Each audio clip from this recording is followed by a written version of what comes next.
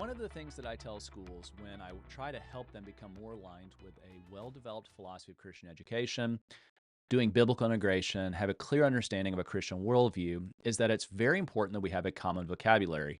That vocabulary allows us to then have clarity, to be able to be more consistent, to be able to have comprehensiveness and cohesion. A lot of these C words, common vocabulary, clarity, cohesiveness, consistency, cohesion. Those are all really important words when we try to say, let's become more aligned.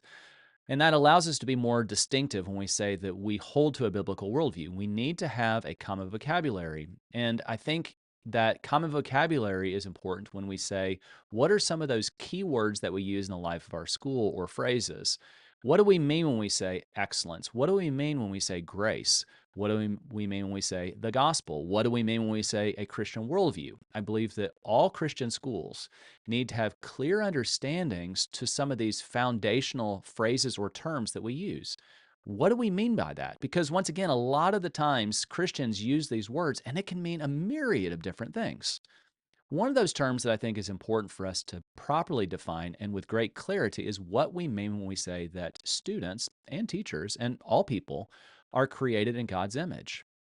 What does that mean in your school context? How do you understand that? Because historically, the church has said that one of the primary reasons why we believe in the foundational, fundamental dignity of all people is because all people are image bearers of God. All people, regardless of their abilities, regardless of their race, regardless of their age or gender, that all people are created in the image of God. Therefore, they have dignity. Well, what do we mean when we say that people are created in the image of God? It can't mean merely that we have the same physical attributes as God, as though he has 2 arms and 2 legs and 2 eyes and etc. That imaging God has to be something that we can define very clearly, and then we need to get everyone in our school on the same page with what we mean by that. Now, the definition that I've often used with people, and some people have said, okay, Noah, what do you mean when you say image of God? This is what's been helpful for me as I've tried to read through different things about what it means to be an image bearer. As best I can, and to simplify it, these are the 5 words that I go back to. As image bearers of God, we are relational beings, we are rational beings, we are moral beings, we are spiritual beings, and we are creative. That we are unique and distinctive in the fact that, unlike any other beings, we are relational and rational and moral and spiritual and creative. Now, certainly other species have certain aspects of those attributes, but humans alone image God in those unique ways that we are creative and we are spiritual and we're moral, and we can't elevate one above the other. And sometimes we tend to, especially in school contexts, we may elevate the rational component.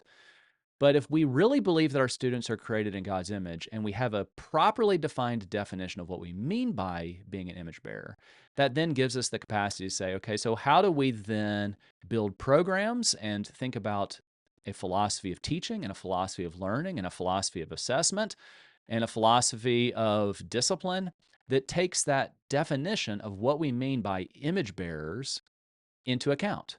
And I think that schools need to do that for all of the key phrases or key terms that we use. How do we understand those words?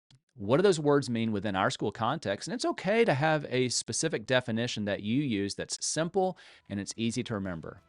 I believe it's good to start with something, especially when it comes to these foundational words like image bearer. Rational, relational, moral, spiritual, creative being. It's at least a starting point for a conversation about how we can get better in that area.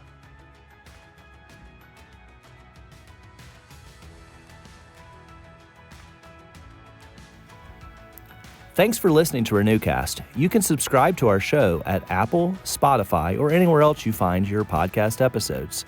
Visit our website at www.renew-education.org to learn more, or follow us on our YouTube channel.